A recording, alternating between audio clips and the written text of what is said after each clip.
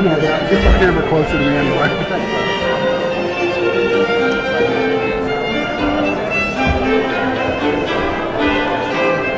I'm gonna boom it like this. See VIPs or anything? Yeah, that's what I'm saying.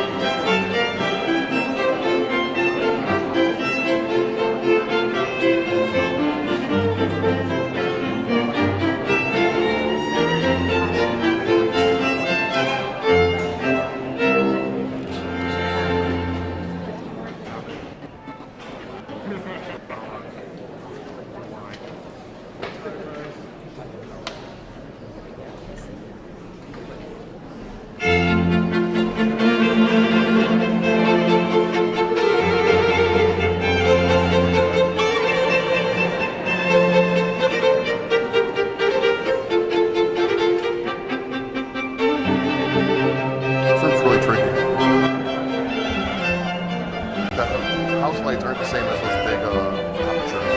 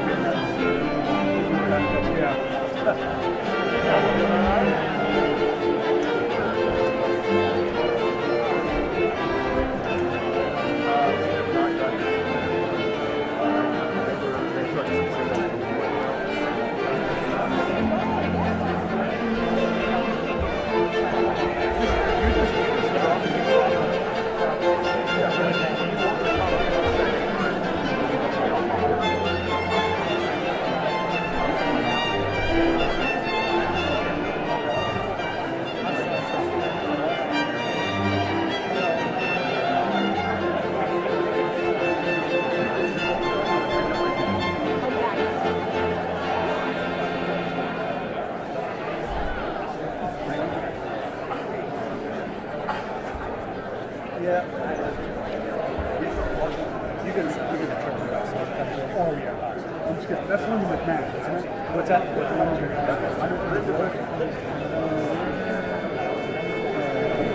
Down on the front? No, back.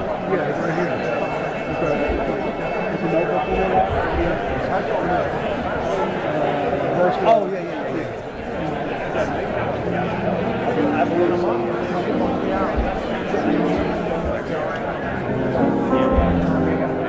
Yes. What's that? I said, yeah, It is. Yeah, I saw.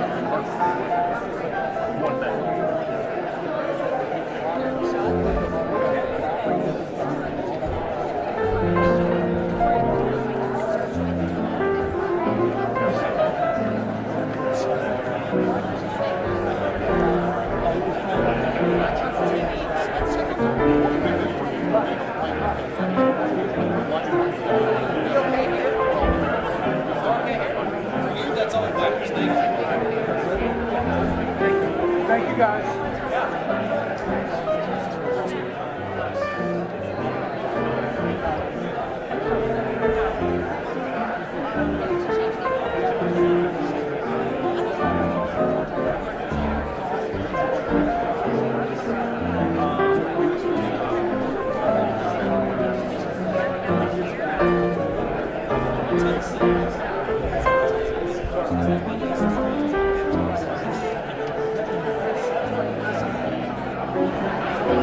Hi. Nothing. It was just nothing. We're good.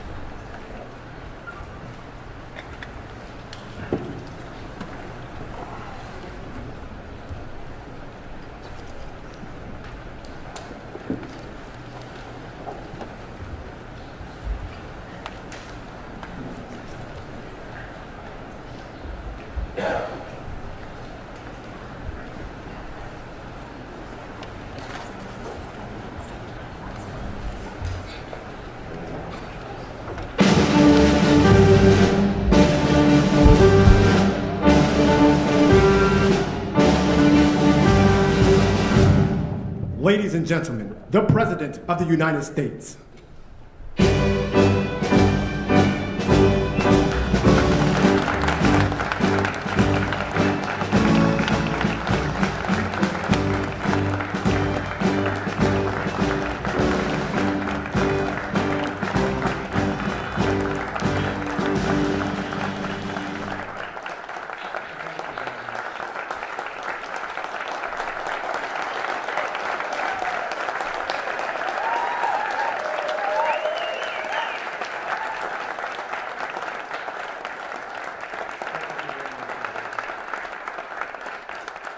I'd like to start by saying that our country is doing very well. Things are, as you can see, doing quite well. Please sit down. Before we begin, I just want to announce that I signed a proclamation a few moments ago honoring the 250th anniversary of Patrick Henry's famous speech to the Second Virginia Convention, in which he declared very well-known, very famous words, "Give me liberty or give me death." Has anyone heard the phrase? I think most of you have.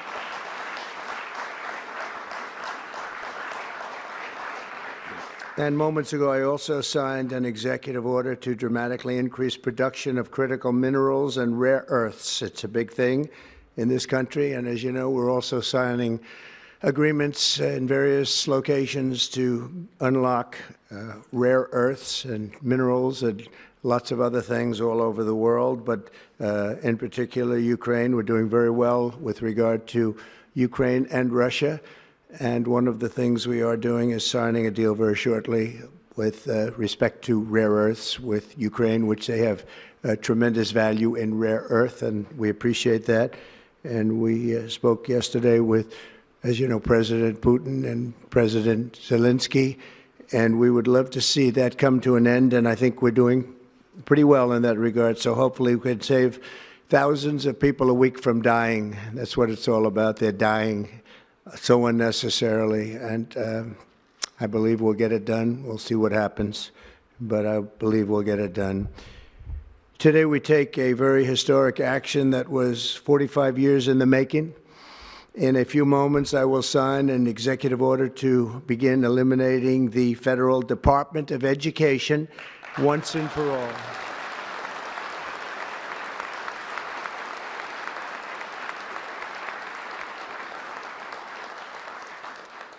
And it sounds strange, doesn't it? Department of Education, we're going to eliminate it, and everybody knows it's right. And the Democrats know it's right, and I hope they're going to be voting for it, because ultimately it may come before them, but everybody knows it's right, and we have to get our children educated. We're not doing well with the world of education in this country, and we haven't for a long time. And we're pleased to be joined today by the woman who I chose because she's an extraordinary person, and hopefully she will be our last Secretary of Education, Linda McMahon. Linda, thank you. Thank you very much. That's another interesting statement. It's an interesting opening, right? But it's true, and people, it's been amazing how popular this has been. I tell people that this is what I'm doing today, and they say, oh, it's about time. Everybody says it. Republicans and Democrats have said it. They're all saying it. Also with us are some terrific people. Governors Greg Abbott. Greg, thank you very much. Governor Ron DeSantis, thank you very much, Ron. Mike Braun, congratulations on your victory, Mike. That was a big one. Mike DeWine, thank you very much, Mike. Jeff Landry. Jeff, thank you very much, Jeff. Bill Lee, thank you. Governors, all governors. Brad Little. Brad, thank you very much. Where are you, Brad? Hi, Brad. Jim Pilan, thank you very much, Jim. And Kim Reynolds. These are all people very interested in education. And I even see Dan Patrick over there, my friend Dan Patrick. We're joined also by Representatives Tim Walberg and Virginia Fox, Rick Allen, Michael Rulli, and again, Dan Patrick. Thank you very much, Dan. You've been a great friend of ours. And State Attorneys General Ken Paxton. Ken, I see you there. Andrew Bailey. Andrew, what a job you've done, Andrew. You have some good cases going. You've done a great job. Thank you very much. And co-founder of Moms for Liberty, Tiffany Justice. She's been a hard worker. Thank you. Thank you, Tiffany. When President Carter created the Federal Education Department in 1979, it was opposed by members of his own cabinet, as well as the American Federation of Teachers, the New York Times editorial board, and the famed Democrat Senator Daniel Patrick Moynihan. History has proven them right, absolutely right. After 45 years, the United States spends more money on education by far than any other country, and spends likewise by far more money per pupil than any country, and it's not even close. But yet we rank near the bottom of the list in terms of success. It's an amazing stat. Those are two stats you don't want: the most money spent per pupil, and you're at the bottom of the list. And that's where we are, like it or not, and we've been there for a long time. 70% of 8th graders are not proficient in either reading or in math. 70%. 40% of 4th graders lack even basic reading skills, can't read. Students in our public elementary and middle schools score worse in reading today than when the department opened, by a lot. In Baltimore, 40% of the high schools have 0 students who can do basic mathematics. Not even the very simplest of mathematics. I said, give me your definition of basic, and they're talking about like adding a few numbers together. Despite these breathtaking failures, the department's discretionary budget has exploded by 600% in a very short period of time, and it employs bureaucrats in buildings all over Washington, D.C. And as a former real estate person, I will tell you, I ride through the streets of Washington and it says Department of Education, Department of Education. I said, how do you fill those buildings? It's crazy what's happened over the years. I'm pleased to report that after offering these federal employees 2 generous buyout options, and they were very generous, and they're good people, but they were very generous. My administration has initiated a reduction in force, and we're already cutting numbers that were really surprising to a lot, that we were able to do it so successfully. And we've cut the number of bureaucrats in half. 50% have taken office, which is great. Thank you. Under the action I'm taking today, a small handful of Democrats and others that we have employed for a long time, and there are some Republicans, but not too many, I have to be honest with you. But the department's useful functions, and such as, and they're in charge of them: Pell Grants, Title I funding, resources for children with disabilities and special needs will be preserved, fully preserved. They're all going to be so. If you look at the Pell Grants, it's supposed to be a very good program. Title I funding and resources for children with special disabilities and special needs, they're going to be preserved in full and redistributed to various other agencies and departments that will take very good care of them. And that's very important to Linda, I know, and it's very important to all of us.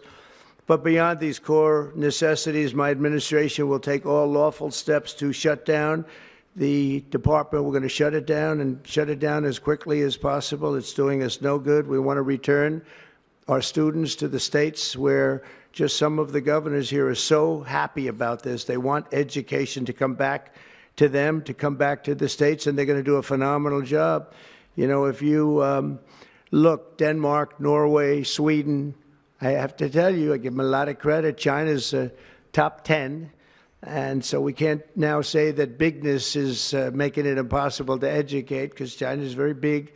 But you have countries that do a very good job in education. And I really believe, like some of the governors here today, from states that run very, very well, including a big state like Texas, but states that run very well are going to have education that will be as good as Norway, Denmark, Sweden, and those top Finland, those top countries that do so well with education. I think they'll do every bit as well. And what do you think about that, Governor? Do you agree? I think so. Ron, do you agree? I think so. Florida? Iowa? That's right. I really believe that. They'll be as good as any of them. And then you'll have some laggards, and we'll work with them. And we can all tell you who the laggards will be right now, probably, but let's not get into that. But we'll work with them, and we're going to make them, they'll do a job. I think they'll do a job, and they'll go to sections of the state. For instance, New York, you'll have a Manhattan, and you'll have a Suffolk County, and you'll have Nassau County, and you'll have Westchester County. You'll do 4 or 5 or 6 of them. You have upstate New York, and those counties, I think, are going to do very well. And I think ultimately Manhattan should do very well. But we'll break it down into sections, and I think it'll be really, really good. And they're going to be probably the tougher ones, but I think they have a chance to do really well. But we're going to be returning education very simply back to the states where it belongs, and this is a very popular thing to do, but much more importantly, it's a common sense thing to do, and it's going to work. Absolutely, it's going to work. And I can tell you from dealing with the governors and others in the state, they want it so badly. They want to take their children back and really teach their children individually. Probably the cost will be half, and the education will be maybe many, many times better. So we look forward to this. I want to just make one little personal statement. Teachers, to me, are among the most important people in this country, and we're going to take care of our teachers. And I don't care if they're in the union or not in the union. That doesn't matter. But we're going to take care of our teachers, and I believe the states will take actually better care of them than they are taken care of right now. They'll work all sorts of systems and even merit systems. Those great teachers are going to be maybe a little bit better rewarded, or maybe that's the way it should be, but the states are going to make that decision. But we're going to love and cherish our teachers along with our children, and they're going to work with the parents, and they're going to work with everybody else, and it's going to be an amazing thing to watch, and it's really going to be something special. And Linda, you're presiding over something that's so important, and you're going to do a fantastic job, just like you have your whole life. I know your whole life I've been watching you. I've been watching you for a long time. She's had nothing but success. So it's tremendous to have you, and hopefully you won't be there too long, but we're going to find something else for you, Linda, okay? So this will conclude what we are talking about with respect to our most cherished group of people, and that's our children. We want to have our children well educated. We want them to love going to school. We have examples of it. Look at those beautiful, bright-eyed faces. They are so smart. They're so smart. And with that, I'm going to come down, and we're going to sign a very important document, and we're going to be on our way. People have wanted to do this for many, many years, for many, many decades. And I don't know, no president ever got around to doing it, but I'm getting around to doing it. So thank you very much.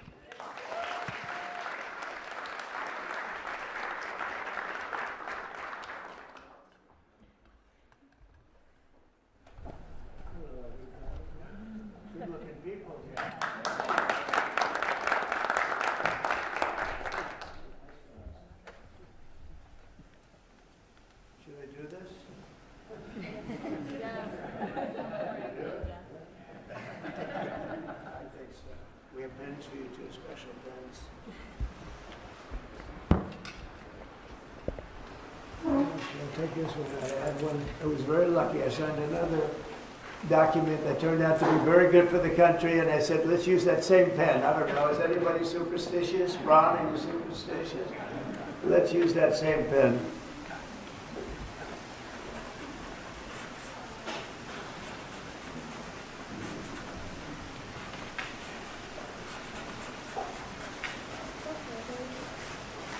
Okay.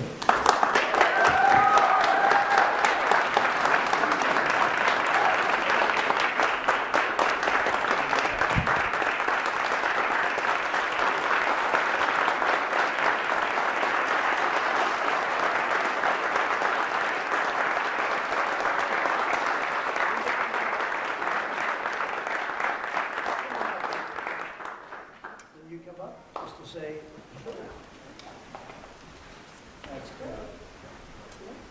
Very important. Big factor here. Good luck. Good luck.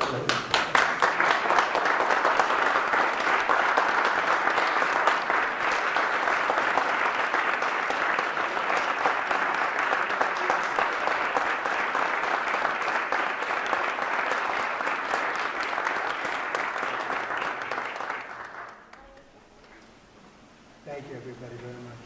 Good luck. Thank you.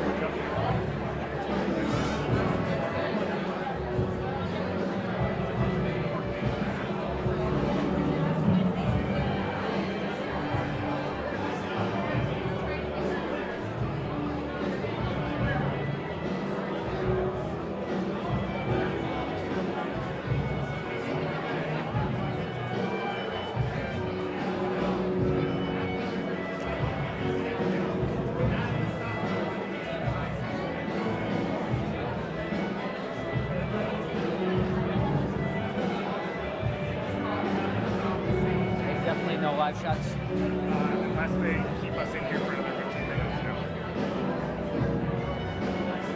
Bring your little box. Bring up the black box. Sunday I was going to help you pack up, but it's going to stay hot for a second.